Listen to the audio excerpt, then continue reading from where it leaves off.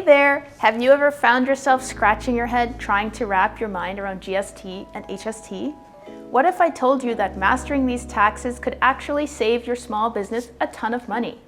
Hey, I'm Caitlin Lawrence from the Tax Force. Today we're diving into the world of GST and HST, breaking it down so you can understand exactly what these taxes mean for your small business.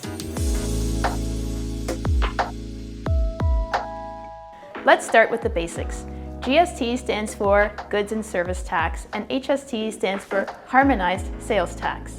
These are taxes that you, as a business owner, collect from your customers and then pass on to the government. Sounds simple, right? But there's more to it. First up, who needs to register for GST/HST? If your business makes more than $30,000 in a single calendar quarter or year, you need to register. This isn't a choice, it's a requirement.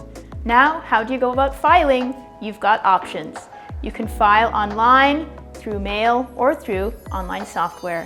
And remember, filing accurately and on time can save you penalties. But here's the silver lining: input tax credits. These are like the government's way of giving back.